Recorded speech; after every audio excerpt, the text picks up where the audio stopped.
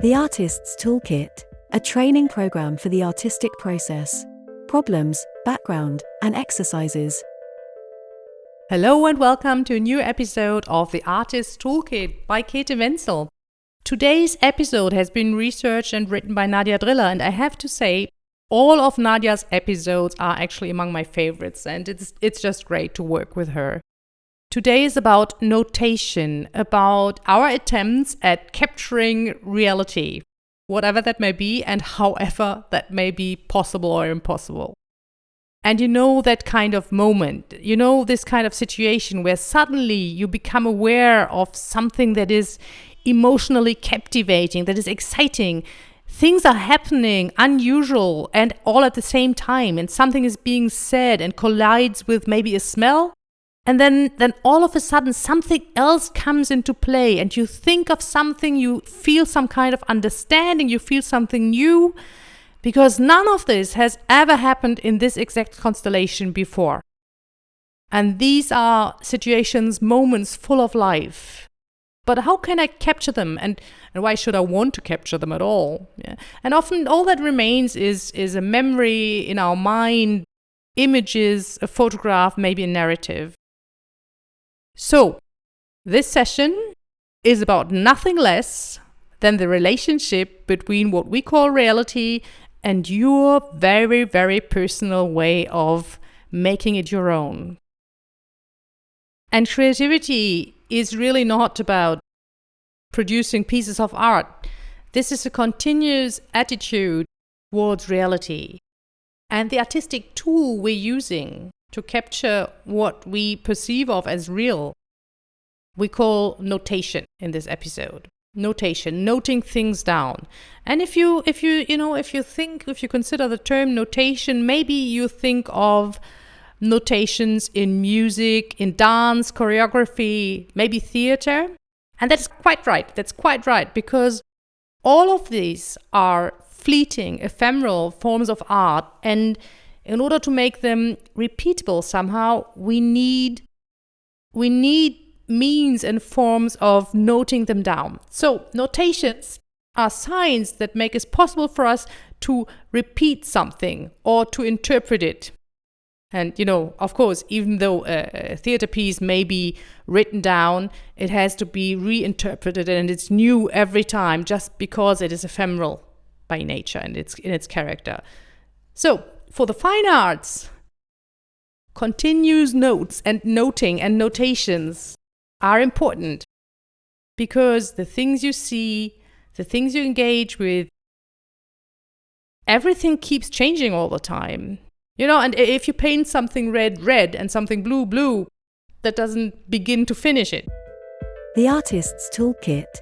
So, since reality, please, listen up, since reality can't be reproduced anyway, not in detail, it cannot be reproduced one-to-one, it's simply impossible, you can lean back and forget about photorealism, for example. If you want to copy something that you see one-to-one, you may learn a lot about technique and less about yourself. But what we're interested in here is how you see the world, your perspective, your discussion, how you engage with things, and not a copy of something you see. Of course, if you try to copy things, we learn technique and we learn about observation. But today is about your very individual and personal notation and sketching. And the good news is, it is impossible to do it wrong. You don't need any technical education for this. You don't need a YouTube tutorial. Every child does it. Every child invents forms of notation for something. And probably you yourself are still doing it in some way, just, quite without being aware of it. Notation is extremely interesting for your personality. It is a very individual way of engaging with the world, and developing notations is very much about your own attitude and about who you are. For example, the artist Leiko Ikemura said once, before I reflect, I make drawings, because drawing is the vehicle for my moving images. I live out of time. I live without a place, towards nothing. Drawing saves me in a way from this lack of relationship with the world and from alienation. Drawings for me are now, and painting, the opposite, because of the resistance. Painting means ways. And that's it, exactly. We want to draw, to capture this now that Ikemura is talking about. And here, suddenly the potential of notations becomes visible. Because a notation often is less about a thing itself, but more about a situation and about processes of making things your own. Notations are not images of something, they just hint at something. The Artist's Toolkit. Let's start. One very, very important way of noting things down or of notation is drawing. Quick sketches. And it's of course good to have a certain repertoire of different techniques of sketching in order to be able to experiment. For example, you already know some, and we will now add a few more to make visible the potential of notation. Since here now we're talking primarily about notating, taking down your impressions, please don't use the following techniques in a very precise and, please use them in a relaxed way, in the sense of one blind drawing per day. It's a good exercise, but not in this case. So here are a few techniques for sketching. The first, I'm sure you already know it, but you can never do too much of this. This is blind drawing without looking down on the paper. It's a wonderful method to very quickly capture things that you see, and it's a great exercise for watching. You can make very quick little sketches, but you can also try to make longer, more detailed blind drawings. The results will be extremely different because time, of course, is of great significance when sketching and drawing. Then, number 2, sketching without lifting your pen off the paper. This is also that you can do blindly, extremely well. And the space in between, or space in general, gains new significance in this kind of sketching. Often these become very, very lively drawings, and it's also a good method to experiment with pressure on your pencil especially. Number 3, please draw what is missing. The great stuff about drawing is you decide what you want to show. So you can also show something that isn't directly visible, like spaces between things, or things which are being implied, or things which are just out of sight. Just try it out. You draw what isn't there, what's lacking. And number 4, the sectional drawing. The sectional drawing means drawing things as if you had just taken your giant kitchen knife and sliced right through the next best object, normally a building, but of course you can do it with anything.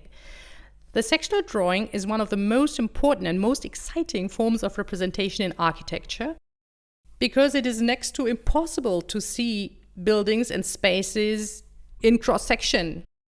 Unless there's been a bombing, so fortunately we don't get to see this so often.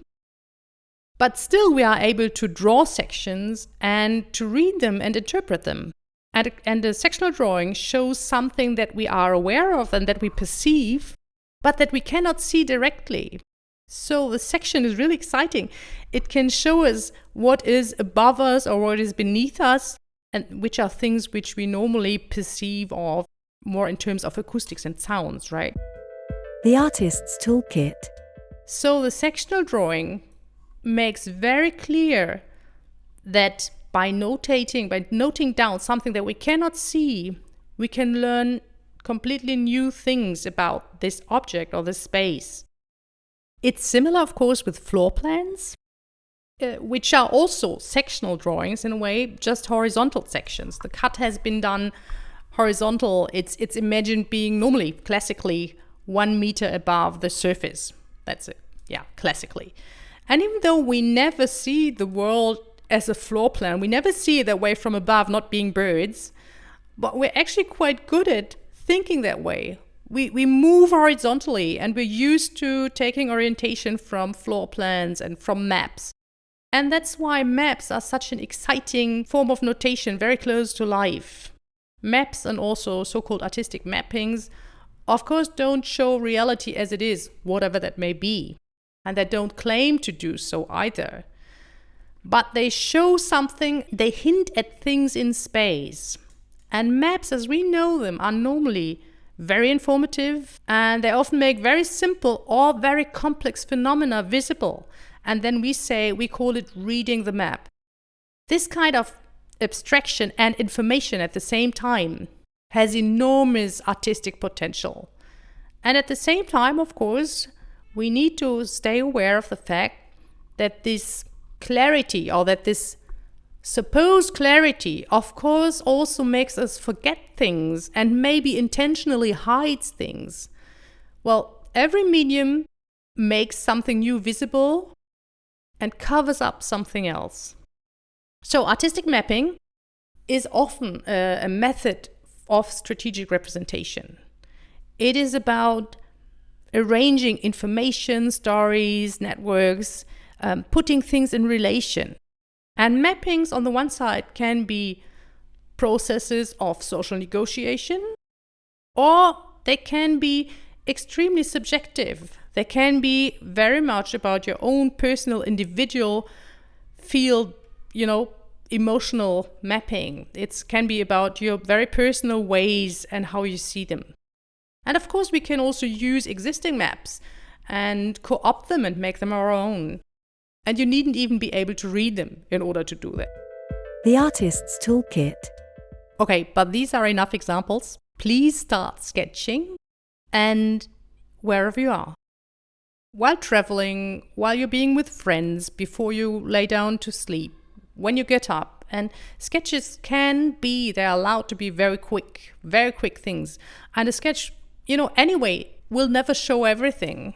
So please choose and make things clear and connect things, and maybe also, skip over things and put things in completely new connections and context. Just stay open. Since in this kind of open sketching, everything is possible, it may help to limit yourself a bit and to focus. What are you interested in exactly? Please don't just draw anything. Zoom into it or zoom out of it. Draw just a particular detail of what you're seeing or of what you're not seeing. And please digress. For example, when there is a structure in a tree that I find interesting, I don't have to draw the entire tree.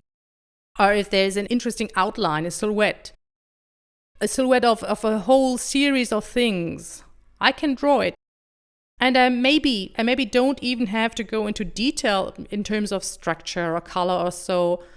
And if I just start drawing these outlines, then suddenly they look completely different from what I expected. And that reminds me of something else. And I keep drawing in my mind. And so please don't limit yourself while sketching. Or if you perceive of limits, tear them down. The next kind of notation we should go into just shortly is very important, is writing. And please write. Note down your ideas, your thoughts in writing. Journal, write a diary, write into the books you're reading, and so on. When we're writing, we're giving ourselves new impulses, we're inspiring ourselves, and we're in kind of a talking to ourselves or somebody else. Writing is probably the most common form of notation. There are all these lists, shopping lists, little notes, post-its, stuff you jot down on your mobile phone. I'm sure every one of you takes notes every single day. And some of these notes are chaotic and without intention, and some have a purpose and a structure. And please try to find out about this. Please try to look at this when you note something down, and what does this mean for you and for your daily life? And maybe it tells you something about yourself, because not just memory, but also the ways in which we remember are connected directly to who we are, our so-called identity. And yes, we all remember in different ways. Some people have a great memory and others need props and crutches and help, like melodies or post-its or whatever. Yeah? And all these types, all these methods of remembering keep changing also, depending on which kind of media you use to store your memory, to take it down, to note it down. But let's get back to writing. Of course, you can also use text and image together. I'm sure you're already doing it. But there are a few things you should keep in mind when doing this. Because if you add text to your sketches, please remember that adding language very often limits the complexity and the many-layeredness of your images. So please don't explain what you're drawing. Please don't name it. Name what you show. Because the sketch is, in its very structure, very different from writing. It's open, it's many-layered. It can be interpreted in many and read in many different ways. And writing, normally, mostly, is linear. It has a beginning and an end. And we're used to certain words meaning very definite things. A word as an image is more definite than a sketch. But if you still want to combine text and image, then space is important and how close they are and where what is positioned in space. What do I write where? Is it a big title? Is it a small note in the margin? Is it very readable? Is it very visible? Has it been deliberately put somewhere or just jotted down? All that changes the information. And of course, you can consciously work with text and play with it and open up little games and mysteries. But often it isn't as easy as it seems. So please be aware of it and work with text when it makes sense for you. It doesn't have to make sense for others. It doesn't have to explain things to others. These are your sketches. So, last but not least, let's mention photography. And even though photography is not a handmade form of notation, and the pencil in the hand has often been defined as a bridge between the self and the image, still the act of taking a photograph is different, but the connection of eye, hand, and mind is very similar here or related here as eye, mobile phone, mind, for example.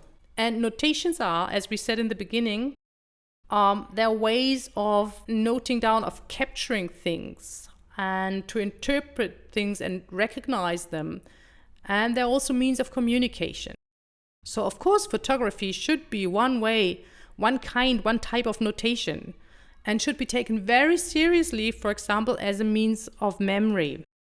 Because besides writing, photography is ubiquitous. It's everywhere, as well as a means of communication, as a means of memory. And here I think especially of these everyday photographs on your mobile phone, like situations, friends, food, pets, you yourself, but also things that you take photographs of or screenshots you make to remember something. Please have a look at your phone. What kind of photograph do you take and why? Are your photos notations? Are they memories? And what is the difference? And do you use these photographs at all? Do you find the photographs you're looking for? Very common, oh my God. Can you actually find them? And you will notice that photos, but also notes, are very much connected to the moment, normally. Very much connected to the present, to the now. We can keep looking at them again and again. We can keep coming back to them.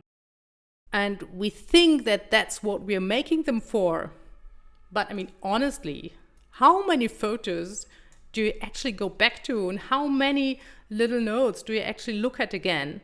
And if we see them years later, we often don't even understand anymore what they were all about. So notations try to capture what can't be captured, which is being alive and now, being now. And still, our notations contribute to a very personal way of engaging with time and space. So, taking notes, developing a notation is to direct your aesthetical attention towards situations, and it means that you are creating traces, and that is to empower yourself. Exercise. So, last but not least, here comes your notation exercise to take with you. Please pick a topic, pick a question of your choice that you want to deal with for a certain period. Please define the period, a week, a month, a year, and please develop your own type of notation, a fitting notation. Please try to use taking notes consciously as an open instrument, as an instrument to create answers that lead to new questions. So please don't forget to take notes.